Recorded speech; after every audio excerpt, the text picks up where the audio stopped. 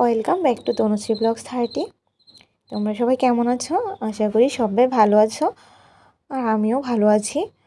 তো আজকে আবার বেরিয়ে পড়লাম কোথাও একটা যাওয়ার উদ্দেশ্যে। তো কোথায় যাচ্ছি এটা তোমাদেরকে এখন আমি বলবো না, একটু বাদেই তোমরা বুঝে যাবে। তো দেখো, আমরা রাস্তা দিয়ে হেঁটে হেঁটে যাচ্ছি, আর আমার পাশে কে আছে দেখো, ওই যে বৌদি আর ওর মেয়ে। তো আমরা এখন যাচ্ছি কোথায়, আর দেখো রাস্তার মধ্যে আজকে যেহেতু রাম মন্দির প্রতিষ্ঠা ছিল, তো তোমরা সবাই জানো, দেশের বাইরে এটা সবাই জানে। তো এখানে রাস্তার মধ্যে একটা রামের পুজো হয়েছে, তো ওটাই তোমাদের আমার সামনে একটু তুলে ধরলাম। আর দেখো আমরা কোথায় এসে গেছি, ফাইনালি পৌঁছে গেলাম। ওটা হচ্ছে এখানেও রাম, দেখো এখানে কি লিখেছে, রাম নানার প্রাণ প্রতিষ্ঠা উৎসব। তো এখানে রামের পুজো হয়েছে, যজ্ঞ হয়েছে, অনেক কিছুই হয়েছে। তো এখানে আমরা এসে পড়েছি, আর দেখো লোকজনদের কত ভিড়। এখানে আমাদের নিমন্ত্রণ ছিল, তার জন্য এসে পড়েছি। আর এখানে লোকজনদের এত ভিড় ছিল কি বলবো। তো এখানে প্রোগ্রামটা শুরু হয়েছিল অনেক সকাল থেকে, আর আমাদের আস্তে আস্তে অনেকটাই দেরি হয়ে গেছে। দেরি যেহেতু হয়েই গেছে, তাহলে তো তোমাদেরকে অনেক কিছুই দেখাতে পারবো না। আর তোমাদেরকে কি দেখাবো, আমি তো নিজেও দেখিনি, তাহলে তোমাদেরকে কি দেখাবো বলো। আর আমাদেরকে বলেছিল 11টা থেকে 11:30টার মধ্যে যেতে, আমরা গিয়েছি দুপুর 2:30 বাজে। তো তখন তো এমন কিছু নেই, সব কিছুই শেষ হয়ে গিয়েছিল। তো যতটা আছে ততটাই তোমাদেরকে দেখাচ্ছি। তো এখানে লোকজনরা চেয়ারে বসে আছে, আর ওই যে দেখতে পাচ্ছ ভেতরে কিন্তু এখনও পুজো হচ্ছে। পুজো যদিও কমপ্লিট হয়ে গেছে, পুজোর পরে যজ্ঞ হয়েছে, তারপরে ওখানে সবাই অঞ্জলি দিচ্ছে, ঠিক আছে। তো আমি যতটা পারি তোমাদেরকে তুলে ধরছি, তোমরা দেখতে থাকো। আর এদিকে দেখো প্রদীপ জ্বালিয়ে রেখেছে, অনেকগুলি প্রদীপ, দেখো কত ভালো লাগছে না। প্রদীপগুলি জ্বালিয়ে রেখেছে দেখে আমারও ভীষণ ভালো লেগেছে, স্বাভাবিক সবারই ভালো লাগারই কথা। আর এদিকে দেখো লোকজনদের এত ভিড়, এখানে ওরা অঞ্জলি দিচ্ছে। আর এইদিকে দেখো মায়ের মন্দির। তো এটা সবসময় মায়ের মন্দির এখানে থাকে, শ্যামাকালী শ্যামাকালী পুজো হয় এখানে। আর এই মূর্তি সবসময় এখানে থাকে। আর মায়ের মন্দিরের সামনে রামের পুজো হয়েছে। তো এই যে দেখো পুজো তো শেষ, ওটা আমি আগেই বলেছি। তো পুজো শেষ হওয়ার পর এখানে কিন্তু যজ্ঞ হয়েছে, তোমরা দেখতে পারছো যজ্ঞ হয়ে গেছে। আমি আসতে এতটাই লেট করে ফেলেছি, তো কিছু করার নাই। ভেবেছিলাম প্রথমে আসবো না, তারপর মনটা মানছিল না, তার কারণেই আসা। আর হঠাৎ প্ল্যান, বৌদিকে ফোন করলাম চলো যাবি কি না, তো বললো যে চলো। আর এখানে নেমন্তন্ন ছিল, অনেকবারই পরেই বলেছিল আসতে, তো তার জন্য এসে বললাম। আর দেখো এখনও লোকজনদের কত ভিড়, কিন্তু প্রসাদের লাইন কিন্তু ধরে গেছে দেখো। আর দেখো যেদিকে ক্যামেরা ধরছি ওই দিকেই কিন্তু শুধু লোকজন আর লোকজন। তো যাই হোক, এখন আমরা প্রসাদের লাইনে দাঁড়িয়ে পড়বো, জানি না কখন প্রসাদ দেবে। আর এই যে দেখো এই সাইডটা আবার একটু দেখিয়ে নিচ্ছি, ওরা এখনও অঞ্জলি দিচ্ছে। আর আমি কিন্তু ফাইনালি প্রসাদের লাইনে দাঁড়িয়ে গেছি। তো লোক আবার এদিক ওদিক তাকাতাকি করছে।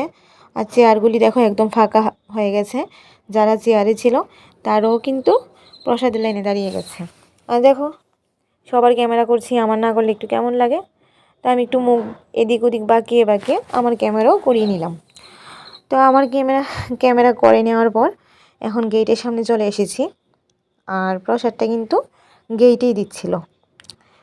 তো যেহেতু পুজোতে এসেছি, প্রসাদ না খেয়ে কি যাওয়া যায়, অবশ্যই প্রসাদ খেতে হবে। আর আজকে যেহেতু সোমবার ছিল, আমারও নিরামিষ ছিল, তা আমিও প্রসাদটা একটু খেয়েই নেব। আর সত্যি প্রসাদটা খুবই স্বাদ হয়েছিল। এই যে দেখো প্রসাদটা দেখেই বোঝা গিয়েছিলো যে খুব স্বাদ হবে। গরম গরম খিচুড়ি প্রসাদ দেওয়া হচ্ছে, ধোয়া বেরোচ্ছে। তো আমরা এখান থেকে প্রসাদটা নিয়ে খেয়ে নিলাম, কিন্তু প্রসাদটা নিয়ে যে খেয়েছি ওটা কিন্তু আর ক্যামেরা বন্দি করতে পারিনি, কারণ হাতে মোবাইল ছিল, গরম খিচুড়ি ছিল, তার জন্য ক্যামেরা বন্দি করতে পারিনি। আর এখানে দেখো, এখানে আবার এসেছি, এখানে কিন্তু রামের পুজো হয়েছে। দেখো কি সুন্দর করে রঙ্গোলি করেছে, আমার তো ভীষণ ভালো লেগেছে। তো ভাবলাম আমি একা একা দেখবো, আর তোমাকে দেখাবো না, তোমাদের না দেখিয়ে কি আমি থাকতে পারি? ওটা তো কোনোদিনও সম্ভব না। তার জন্য তোমাদেরকেও একটু দেখিয়ে দিলাম। দেখো খুব সুন্দর করে রাম রথে করে বসে আছে। আর এই যে দেখো এদিকে পুকুর পাড়, না সরি এটা ভুল বলেছি, এটা পুকুর না, এটা হচ্ছে অ্যাকচুয়ালি দিঘি, ঠিক আছে। আর দিঘির ওপারে যে দেখছো ওটা কিন্তু একটা স্কুল, হায়ার সেকেন্ডারি স্কুল। আর এই সাইডগুলিতে কিন্তু ওগুলো বাড়ি, ঠিক আছে। বাড়িগুলি, তারপর স্কুলের ছায়াটা কি সুন্দর পুকুরে পড়ে আছে। আর পুকুরের যে ওই পাড়টাতে ওখানে কিন্তু একটা দুর্গা পুজো হয়।